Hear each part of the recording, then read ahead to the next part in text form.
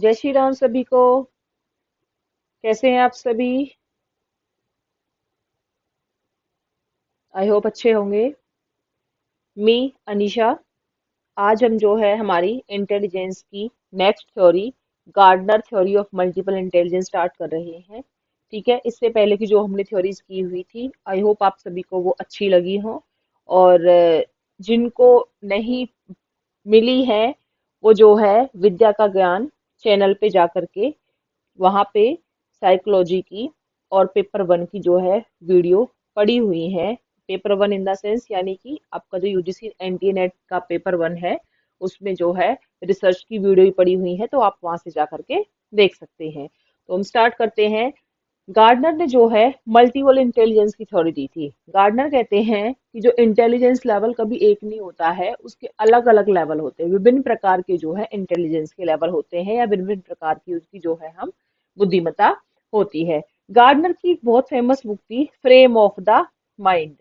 ठीक है, frame of the mind यानी कि जो हमारे माइंड का जो फ्रेम है वो क्या है। ठीक है, उन्होंने इस बुक को दिया था 1983 में। अब देखिए, जो गार्डनर की मल्टीपल इंटेलिजेंस है, इसके बारे में बहुत सारे फैक्टर, कोई कहता है ये 7 फैक्टर दिए थे, किसी कोई कहता है इन्होंने 8 फैक्टर दिए थे, और कोई कहता है इन्होंने 10 फैक्टर दिए थे। तो देखिए, सबसे पहले इन्होंने जो है 8 फैक्टर्स दिए हुए थे। बाद में इन्होंने 2 और फैक्टर्स जो है वो ऐड किए थे, तो वन बाय वन हम डिस्कस करेंगे। तो अर्लियर इन्होंने जो है अपनी इंटेलिजेंस को मापने के लिए, ठीक है, कि अपनी इंटेलिजेंस का जो बेस था उसके लिए इन्होंने 8 फैक्टर ही डिसाइड किए थे, 8 कारक बताए थे। And he neglected the ji factor. इन्होंने जनरल इंटेलिजेंस जो फैक्टर है उसको नेग्लेक्ट किया था। उन्होंने कहा था कि हर किसी की अलग अलग लेवल की इंटेलिजेंस होती है, कोई किसी फील्ड में इंटेलिजेंस होता है और कोई दूसरी फील्ड में इंटेलिजेंस होता है। तो हम डिस्कस करते हैं कि इन्होंने पहली इंटेलिजेंस दी थी लिंग्विस्टिक इंटेलिजेंस। लिंग्विस्टिक इंटेलिजेंस क्या होती है? आपकी भाषाई, जो आपकी भाषा है ना, उसके आधार पर आपकी बुद्धिमत्ता। देखिए, किसी को sounds, rhythm, meaning of words, different function of language. ठीक है, इन्होंने कहा है कि जैसे कि आपकी साउंड जो होती है, रिदम क्या होता है आपका, ठीक है, मीनिंग ऑफ वर्ड, शब्दों का अर्थ, डिफरेंट फंक्शन ऑफ लैंग्वेज, और ये हमारी भाषा के जो है अलग अलग जो फंक्शंस होते हैं, प्रकार्य होते हैं वो। कोई पर्सन जो होता है, उन्होंने एग्जाम्पल दिए हैं, जैसे पोइट होता है। पोइट क्या होता है? पोइट की अलग साउंड होती है, एक इमोशंस, फीलिंग ऑफ वर्ड होते हैं उनकी। जर्नलिस्ट, जर्नलिस्ट क्या होते हैं? Different different functions of language होते हैं भाई। वो अपनी वॉल्यूम को पिच ले आते, पिच जो होती है उनकी वॉल्यूम कभी हाई करेंगे, कभी लो करेंगे, कभी इमोशनल करेंगे, कभी हैप्पीनेस करेंगे। तो इस तरह से जो पर्सन होते हैं ना, उन्होंने पर्सन के अकॉर्डिंग ही उनके इंटेलिजेंस के मल्टीपल फैक्टर्स को जो है यहाँ पे डिस्क्राइब किया है। तो जो पोइट और जर्नलिस्ट होते हैं, उनकी जो इंटेलिजेंस होती है वो कैसी होती है? वो लिंग्विस्टिक होती है। भाषा के आधार पे वो इंटेलिजेंस कही जा सकती है, यानी कि उनके अंदर जो होता है अपनी लैंग्वेज को डिस्क्राइब करने का, अपनी लैंग्वेज को दूसरों के सामने प्रेजेंट करने का गुण पाया जाता है। दूसरी है हमारी logical mathematical intelligence. Logical mathematical intelligence क्या होती है हमारी? जिसके अंदर रीजनिंग, तर्क करने की, न्यूमेरिकल पैटर्न यानी कि आपके जो आंकड़े होते हैं ना, उनकी प्रक्रियाओं को समझने की, उनको सॉल्व करने की एबिलिटी होती है। Ability to handle long chain of reasons, की इसके एक जो होते हैं कि जो लंबे चेन है ना हमारे तर्क वितर्क की, ठीक है, उस एबिलिटी को हैंडल करने की भी एबिलिटी उसके अंदर होनी चाहिए। जैसे हमारे साइंटिस्ट और मैथमेटिशियंस जो होते हैं, वो लॉजिकल मैथमेटिकल इंटेलिजेंस की कैटेगरी में आते हैं, क्योंकि इन्हें न्यूमेरिकल चीजें भी करनी होती है, इन्हें रीजनिंग भी करनी होती है। रीजनिंग इन द सेंस तर्क भी करना होता है, हर चीज के पीछे एक साइंटिफिक लॉजिक, प्रॉब्लम सॉल्विंग की प्रोसेस को फॉलो करना पड़ता है। अब आप सभी के माइंड में क्वेश्चन आ रहा होगा कि मैडम इसमें से क्वेश्चंस कैसे बनेंगे?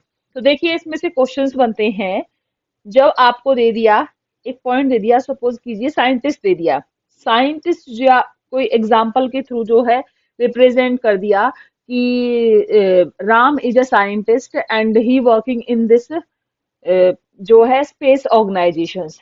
तो ये किस कैटेगरी के अंदर आता है, किस इंटेलिजेंस लेवल के अंदर आता है? तो ये आपका जो है लॉजिकल मैथमेटिक इंटेलिजेंस की कैटेगरी के अंदर आता है। तो यहाँ पे इस थ्योरी के अंदर एक क्वेश्चन 100% आता है, और ये सिर्फ आपको ये पता होना चाहिए कि किसके अंदर जो एबिलिटी है उसके अंदर जो है कौन सा पर्सन आ सकता है। तो लॉजिकल मैथमेटिक्स के अंदर जो है साइंस और मैथमेटिक्स आते हैं, जो ने मैथ्स की प्रॉब्लम सॉल्व कर सकते हैं, और साइंटिफिक चीजों के लिए वो टीचर्स भी हो सकते हैं। ऑब्वियसली सी बात है, साइंस का मैथ्स का टीचर्स भी होता है, ठीक है, और ये जो एक्सपर्ट्स भी होते हैं। तो यहाँ पे जो है कह सकते हैं एक तरफ से कि जो आपका एक हर कोई पर्सन एक स्पेसिफिक क्वालिटी होती है ना हर किसी के अंदर, उसी को ही इन्होंने यहाँ पे जो है मल्टीपल फैक्टर्स में डिवाइड कर दिया है। अब कोई मैथ्स में रीजनिंग में अच्छा है, कोई लैंग्वेज में अच्छा है, तो वो पोइटिक डिस्क्राइब कर दिया, जो होती भी है, रियलिटी भी है, कोई फेक चीज नहीं है कि भाई इसमें कुछ फेक इन्होंने डिस्क्राइब किया है। ये करेक्ट डिस्क्राइब किया है कि हर किसी के अंदर एक स्पेसिफिक एबिलिटी होती है, और उस एबिलिटी को उस पर्सन के अंदर इन्होंने रिप्रेजेंट कर दिया है। थर्ड है हमारी special ability, ability to use the space, जैसे कि हमारे नेविगेटर होते हैं, स्कल्पचर होते हैं, आर्किटेक्चर, इंजीनियरिंग, ये क्या होते हैं, इनके अंदर जो होती है चीजों को मैनिपुलेट करने की एबिलिटी होती है, ठीक है, किस तरह से डिजाइनिंग की जा सकती है, किस तरह स्पेस जो है दिशाएं बनाई जा सकती है, ठीक है, किस तरह से जो है नक्शा बनाया जा सकता है। तो ये सभी जो एक मतलब स्पेस को आप किस तरह से यूज कर सकते हो, छोटे छोटे स्पेस को बड़ी चीजों के लिए किस तरह से आप रिप्रेजेंट कर सकते हो, तो इसके अंदर जो है ये सभी आपको मेनली जो है ये एग्जाम्पल्स पता होने चाहिए, क्योंकि एग्जाम्पल्स ही एग्जाम में पूछे जाते हैं कि नेविगेटर जो होता है वो कौन सी गार्डनर की इंटेलिजेंस की थ्योरी का एक पार्ट है, तो वो स्पेशल इंटेलिजेंस का एक पार्ट है। फोर्थ है हमारी बॉडी काइनेस्थेटिक इंटेलिजेंस। अब बॉडी का मतलब क्या है, आपकी शरीर, आपकी movement, ability to control one body movement and handle the object skillfully. आपके अंदर इतनी एबिलिटी होनी चाहिए कि आप अपनी बॉडी के मूवमेंट को जो है कंट्रोल कर सकते हो, साथ में ऑब्जेक्ट्स को हैंडल भी कर सकते हो एक स्किलफुली, यानी एक योग्यपूर्ण तरीके से। जैसे डांसर, डांसर क्या है, उनके अंदर परफॉर्म करने की एबिलिटी होती है। एथलीट्स, एथलीट्स क्या है कि वो बॉडी मूवमेंट भी कर रहे हैं, साथ साथ में किसी भी चीज से खेल भी रहे हैं, चाहे वो क्रिकेट हो, बैडमिंटन हो, हॉकी हो, कुछ भी हो। सर्जन, सर्जन क्या है, वो मूवमेंट कर रहे हैं, किसी को ऑपरेट भी कर रहे हैं। क्राफ्ट्समैन, ठीक है, तो ये सभी एग्जाम्पल किसके हैं, आपके बॉडीली काइनेस्थेटिक इंटेलिजेंस के ये सभी एग्जाम्पल्स हैं। फिफ्थ है आपकी म्यूजिकल इंटेलिजेंस। म्यूजिकल यानी कि ability to produce appropriate rhythm, pitch and timbre. आपके अंदर जो है म्यूजिक को एक रिदम में, एक पिच में, टिम्बर में रिप्रेजेंट करने की एबिलिटी भी होनी चाहिए, जैसे कि हमारे कंपोजर और वॉयलिनिस्ट, ठीक है। तो ये क्या है, ये हर चीज को एक म्यूजिकल वे में रिप्रेजेंट कर सकते हैं। तो यहाँ पे जो एग्जाम्पल है, मैं बार बार बता रही हूँ आपको, ये एग्जाम्पल्स याद होने चाहिए, एग्जाम्पल ही आपके जो है एग्जाम्स में पूछे जाते हैं। नेक्स्ट आपकी इंटेलिजेंस लेवल है पर्सनैलिटी, इंटरपर्सनल इंटेलिजेंस। देखिए जो इंटरपर्सनल इंटेलिजेंस होती है वो दो तरह की इंटेलिजेंस है, इंटरपर्सनल और इंट्रापर्सनल। इंटरपर्सनल इंटेलिजेंस होती है हम दूसरों की फीलिंग्स, दूसरों के मूड्स, दूसरों के मोटिवेशन, दूसरों के डिजायर्स को किस तरह समझ सकते हैं। ये भी एक बहुत बड़ी एबिलिटी होती है एक पर्सन के अंदर, कि वे दूसरों को आइडेंटिफाई कर पाता है, कि to ability understand moods, temperament, motivation and desire of other people, ठीक है, दूसरों के मूड को समझना, दूसरों की मोटिवेशंस को समझना, डिजायर्स को समझना। जैसे कि थेरेपिस्ट होते हैं और सेल्समैन होते हैं। सेल्समैन आते हैं ना कि वो अपने प्रोडक्ट की क्वालिटी इतनी अच्छे से डिस्क्राइब कर पाते हैं, सामने वाले को इन्फ्लुएंस कर लेते हैं। थेरेपिस्ट होते हैं, थेरेपी करते हैं, तो पेशेंट को इस तरह से ट्रीट करते हैं, समझ जाते हैं पेशेंट को हैंडल कैसे करना है, ठीक है, तो पेशेंट भी जो है अपना ट्रीटमेंट इजीली उससे फिर करा लेता है।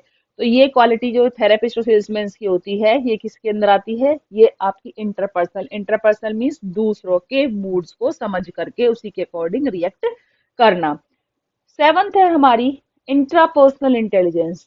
इंट्रापर्सनल इंटेलिजेंस होती है खुद को समझना, ability to know oneself, self knowledge, अपने बारे में कितना आपको पता है, you know very well yourself, आप अपने आप को अच्छे से जानते हो, लेकिन जरूरी नहीं है हर कोई जानता हो, कोई होता कुछ है लेकिन वो ये कहता है मैं तो ऐसा हूं ही नहीं, क्योंकि सामने वाले को पता है ना कि आपका नेचर कैसा, अपना बिहेवियर। हम सबको ये लगता है कि हम तो बहुत अच्छे हैं, हम तो ऐसे है ही नहीं सामने, लेकिन जज कौन करता है, हमें सामने वाला। तो इसलिए हमें हर किसी को जो है अपने आप की नॉलेज होनी चाहिए कि आप क्या हो और आप किस तरह से व्यवहार कर रहे हो।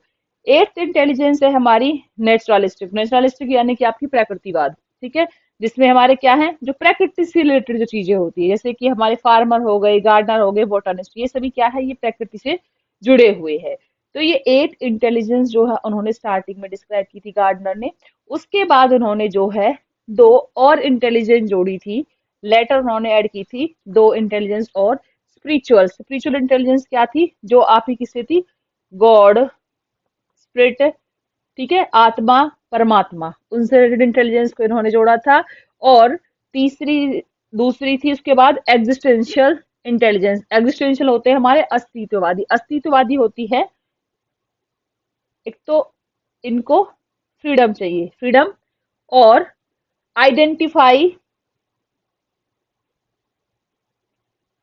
आइडेंटिफाई वन सेल्फ, अपनी खुद की पहचान बनाना है इन्हें पसंद करता है। ये इंडिविजुअलिटी को फॉलो करते हैं और अपनी खुद की एक पहचान बनाते हैं, कि अपनी पहचान इनको बनानी बहुत अच्छी लगती है। तो आज हमने जो है गार्डनर की थ्योरी इंटेलिजेंस की कंप्लीट की है। हमारी आई थिंक एक दो थ्योरी ही इसमें बची हुई है इंटेलिजेंस में, उसके बाद जो है हम पर्सनैलिटी का टॉपिक जो है स्टार्ट करेंगे।